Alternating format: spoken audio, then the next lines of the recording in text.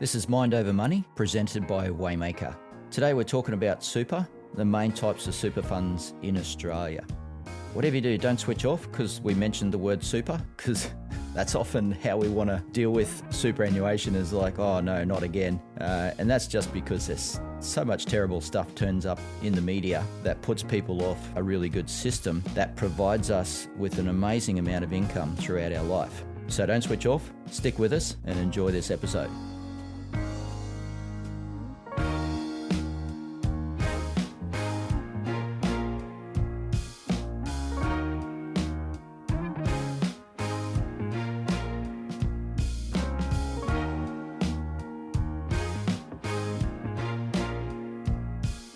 Hi Archie, how's it going? G'day Tim. Good, thanks mate. It's good. Lockie's in Melbourne drinking coffee today. So it's just us talking about super. And we really want to tackle the mindset around super, or how we think about it and how it can potentially be a great wealth building tool in your life as well. So looking forward to today's episode, and interesting for me as well. Love learning more about super and diving in. So I guess the first question is why super? What are the positives around super? There's a lot of negatives, and maybe we'll talk about that a bit later, but what are some of the good things about super? Yeah. Well, look, there's been a lot of talk, I think, probably since the 90s about passive income. So I remember reading books and looking at stuff back in the 90s, and it was all about this passive income and generating passive income so that you don't have to work, to have enough money to live on. And superannuation is a classic of this. That's such a big, I think millennials think it's their thing. And maybe Gen Z also thinks it's their thing of passive income and the thing that creates it. So it's funny to hear that, it's maybe the vehicle which created it has changed, but people have always talked about not working to get money. Yep. Also, there's been this thing where we don't want to rely on the government. And so there's always been this push to not rely on the government or Centrelink. And anyone who's dealt with Centrelink doesn't want to deal with Centrelink because, it's one of those organisations that gets our blood pressure raised really quickly. But I enjoy the music while I wait on the phone for an hour and a half. Yeah. So super's all about passive income. And it is a true passive income that comes through superannuation. And the other great thing about super is that it starts when we first start working. So we've got contributions going into super as soon as we start working. Years ago, the contributions were very small, but today, any young person, starting work at age 15 onwards, can actually have super paid to them. And it's 11% of their income. Whatever they're earning, 11% of that will go into superannuation. So it's actually a really good system now. And so the younger we are, the more money superannuation will generate for us. And so we're talking millions of dollars now, millions of dollars in super potential, and also multiple millions of dollars in income that it's going to generate for us from age 60 onwards. Yeah, great. I guess that's the way to think about it. And that's also maybe the difficult part is it's so far away for some people listening, depending how old you are. But but really you're investing into your passive income beyond 60. Yeah. And it's a great tool that we can use and might as well. Yep. I thought it'd be cool to do a quick scenario just of how it looks if we invest in super and maybe comparing two age groups. So let's look at maybe first a 20-year-old investing into super. They starting to invest a small amount of super. Do you want to run us through that scenario, Archie? So it's 40 years until they turn 60. So that's 40 years of contributions and growth and multiplication and what we call compounding returns on that money. So if there's $400 a month going into super, the value of that superannuation at age 60 is $1.4 million. Wow. And that's with a return rate of 8%. Okay. So that $1.4 million will then go on to generate another $4.6 million in income from age 60 on. This is that passive income. Yeah, passive income. Yep. Yeah. And the total investment from us, as over the 40 years, from 20 to 40, putting in 400 a month is only 192,000. Wow. So we're going to generate 4.6 million of income, and we've only put 192,000 of our own money in. So this is the power of investing, not just superannuation. This is just the power of investing and putting money away over a long period of time. I don't think you can find a house for 192,000 these days anywhere, even. I live in Brisbane, you got no chance. Not even. So, yeah, interesting. Just another strategy. For a lot of our young people now, they're coming into incomes of over $100,000 a year. And if there's a couple, that's going to be, say, $200,000 a year coming in per year. And their total amount going into superannuation is going to be in excess of $20,000 a year. This example, we're only using $5,000 a year. Yes. So for a young couple, we can multiply this by 4. So they could have nearly $6 million in super by the time they hit age 60. Yeah, wow. I mean, in this case, the 1.4. I mean, $100 a week, pretty much, a bit less than that. It's not much. That's not a huge sacrifice if you're on a decent income. Yeah, but with super, you're not sacrificing because you're getting paid super. Yes, of course. So that's the great part about it. Right. Yeah. So the other part of this scenario is let's take the 45-year-old. Now, as a 45-year-old, we're starting later, and we've only got 15 years from now until age 60. And so for the 45-year-old to achieve that 1.4 million, the same as the 20-year-old, they've got to contribute $4,000 a month into super. Yeah, okay. To achieve that same investment outcome. And what would be the total investment for them? So the total amount they're going to put in is $720,000 to generate 1.4 million in the investment. Yeah. It sounds like a big number, but I don't know, to me that's also good news. That's still good news. If you're 45, $4,000 a month, a lot of people have that kind of excess. Yeah. And maybe you have to rein a few things in, but it's a big number, but there's hope for people's retirement. Yep. Especially when you look at the passive income that it's going to produce for the rest of your life from age 60 onwards. It's going to produce a lot of income that you're going to live on. It sounds too good to be true in some ways. And maybe if you've played around with a calculator that shows, all the different compounds, you could think it's too good to be true. So what's some of the noise around superannuation where people think, oh, this is not for me, or it looks too good, it sounds too good? Wow. Yeah. So the sort of noise that we've got around superannuation is people say, I don't trust the government. They keep changing the rules. Sure. In actual fact, the rule changes have come about to protect people and to ensure that the super system works.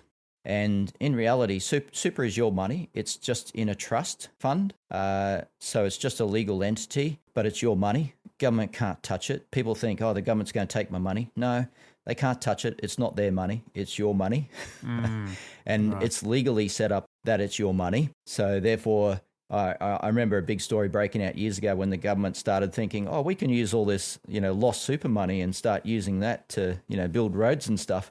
Well, they got nailed on that one because, legally, they just can't touch it. So that's a good thing. So the government's got those rules in place to make sure that the system works. Yeah. And keep it working. But the media hype everything up and make it look like something totally different.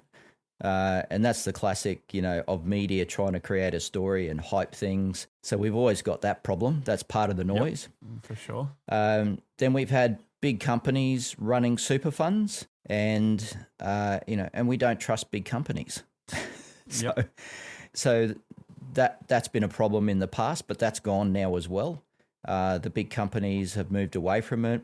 Our super is now being run by either financial planners or by a specific super fund. Right. Yep. So that's helped. That change has come through. So that noise is gone now. It's probably still pushed out by media, but yeah, we don't have to worry about that anymore. And then the big one is we don't understand it. Yes. A lot of people say, I just don't understand it. I don't get it. Why is my money tied up? I could be using that money to buy houses and do something else. And that's just where we're just missing the point of what it's about and how it works. Sure. And recently the other noise was the higher tax rate on high income earners. Oh, yes. And rich people. Yep. Again, the media love to pump that one up, but it doesn't affect 98% of the population. So yes. So yeah, it's probably not going to affect me. So we're going to ignore that noise as well. Don't need to worry. Yeah. Yep. And so all this noise creates trust issues. Can we trust super? Can we trust, that we're actually going to get that money, that money is real? And the thing is, it is real. Yes. The money is real. The system is real, and we can trust it. So that's the biggest mindset change that we've got to have, is going, yep, this system is real, it does work, and we can trust it. No, it's great to hear. And I think everyone's gone through being a bit nervous about investing or whatever, putting money into something, and then hopefully it's going to come back one day.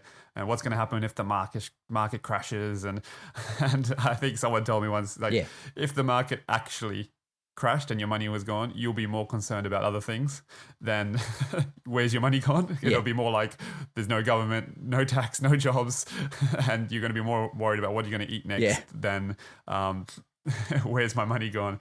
So that always helped me just kind of relax a bit and be like, okay, so there's some good options out there, and just need to kind of let go of some of the negative preconceptions around super and the different retirement options. And the other thing is, like, super's an investment, so we can't think of it like a bank account. So that's often how people think of super is, I'm going to get to retirement and there's going to be $500,000 in super, and it cost me $100,000 a year to live, so my super's only going to last 5 years. And people go, well, that's no good. I'd rather own a house or, do something else, with that money to look after myself. And that preconceived idea of the money is like a bank account, that's where it's wrong. That's a great point. Because it stops you from understanding that super is generating income. Yes. And if you let your super generate the income and live off that income, then the super keeps on growing, or the investment, because that's what it is. Superannuation's an investment. The investment keeps on growing and keeps on producing that income. So I liken it to an orchard. Fruit trees live for 100 years. You got 100 years of production, and the first 5 years you don't get much at all. Yep. But the next 5 years you get a lot more, and then you get this big long period, 100 years of nice consistent production. And all you got to do is maintain it. Just maintain it, look after it, make sure it does what it's supposed to do, and that orchard will keep on producing. And there's seasons, things happen with the weather. Yeah. But you don't just chop down all the trees and get rid of them. Yeah. But you understand that, this is a season, not as much fruit this year, but to wait till the next year. Yeah. And that's a really great analogy. Hey, it's Lachlan, sipping my coffee from Melbourne this week. After the break, Tim and Archie will unpack the 3 main types of super funds in Australia. We hope you're enjoying the podcast, and think about a friend that you can send this to at the end of the show. And don't forget, you can send us your money questions using the link or the email in the show notes.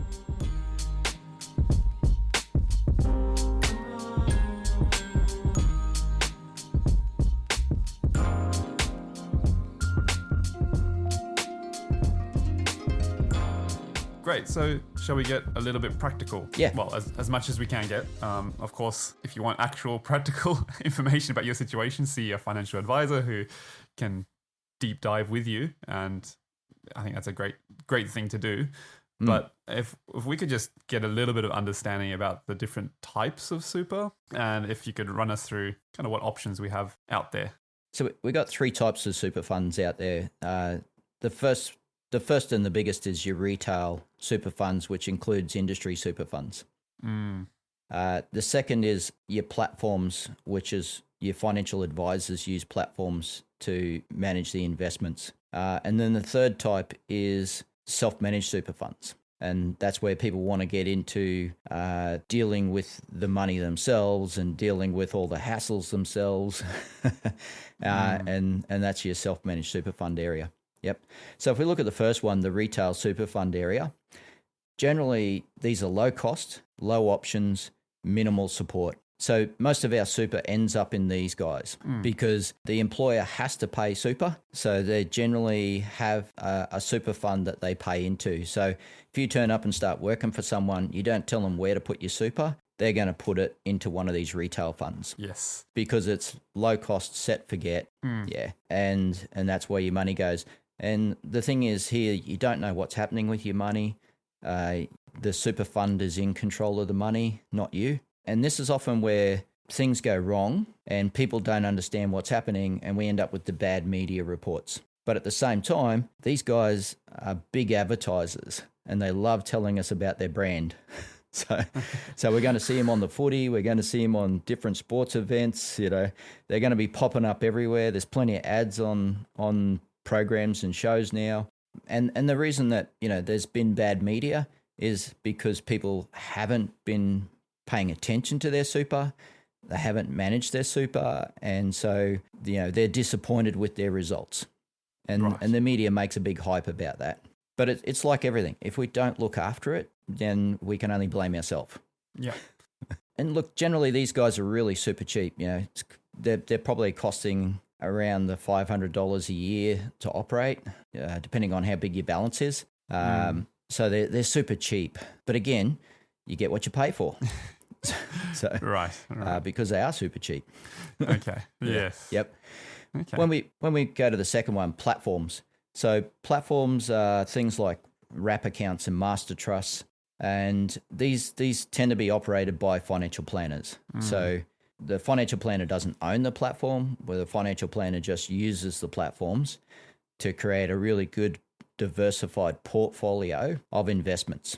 And so these platforms give us a huge range of investments to go into, and it can be really low cost or it can be, you know, more expensive. It's up to you and your advisor to work out which way you go here. But what you get is really comprehensive reporting, flexibility. It's even tax managed so that you can minimize tax. But the thing is, you got to pay some fees to get that. Yeah. You know, so to get that extra support, you pay a bit higher fees. So generally the fees are between $1,500 and $3,000 a year. Right. But that will help you generate better returns and help you manage your money to achieve the results that you want to achieve. Yeah, that's great. And I guess something to note as well, I'm not a financial planner, but financial planners are bound by best interest duty, and there's a lot of legality around like protections in place for the clients. Yep. So that it's not like they're just running away. No. Part of what you're paying for is the insurance that's behind the financial planners. So there is a whole insurance system behind there which protects you as the person. So effectively what you're doing is paying insurance for a very large investment, the same as you pay insurance on your house. Yeah. So I think that's also comforting to know. Yeah. So there is a lot of protection there for you. The third one, this is the challenging one, self-managed super funds. So originally these guys came out many years ago when the government recognized that there was all these self-employed small business owners who were sitting on commercial properties and, you know, had a business that was holding assets, and for them to retire, they were going to lose a lot of money in tax, and therefore they weren't going to have great retirements, and they weren't going to be able to be self-funded in their retirement. So the government set up and allowed for self-managed super funds so that people could actually move commercial property and business assets into the superannuation space, avoid paying tax, and have a tax-free income for the rest of their life. And so it was a massive win-win because there was, huge amounts of assets were able to be moved into superannuation, moved into a place, where they could provide people with a self-funded retirement. And then, of course, over time, things can go a bit crazy, which they did. And people were being sold all sorts of things through self-managed super funds. We had these companies start up on the Gold Coast because the Gold Coast is the classic place to start a company and start finding people where you can take their money. And so we had some horrible things happen through self-managed super funds. But at the same time, they're there for a reason. They allow you to hold residential property, commercial property. They allow you to invest in different things that you want to invest in that may not be available through anywhere else. And you have to manage it because it's self-managed. You have to manage it. So you're responsible. You take all the risk. And because there's a lot of rules around superannuation, especially government wants to make sure that your super is protected, you have to be audited every year. So to be able to be audited, to be able to manage it, you've got to have a platform. You've got to be able to use accountants because they've got to do all the tax work. You've got to pay for auditors.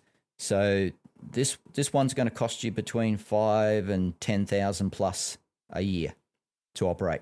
Yeah. Okay. So you only go into this space. You only go into this space if you really have something that's going to be worthwhile, because the costs are really high. This would be a small percentage of people. Yeah, you can achieve a lot with a platform without taking the risk. Right. That's the thing. So, the platform, the second option that we were talking about here with an advisor, it's low cost, massive flexibility, full protection. You don't have all the legal and administrative hassle. It's still fairly set and forget. Someone's looking after you and someone's looking after your super. So this platform option is a really good option. Okay, great. Yeah. I guess with self-managed, not only is there the financial investment, but also the time/knowledge investment that you would need to have to be able to self-manage one of these funds. So they take a lot of work. Very interesting. I've lived overseas for a long time, and coming back to Australia, getting back into it, I was, living in Japan, and they have their own versions of this, but it's slightly different. But just relearning how Australia works, and it's interesting, but it's also very comforting. I think Australia has a great system behind it and great options for people to build wealth into retirement. Yeah, definitely. Yep. Yeah. My son Ben lives in Taiwan. Their super system is very different again, and it's very much government controlled, where they don't have any control over their investments. We've got so much here. Ours is so good. Yeah, it is. It is. Yeah, when you look around the world, we've got one of the top systems in the world. Yes, and we do need to appreciate that.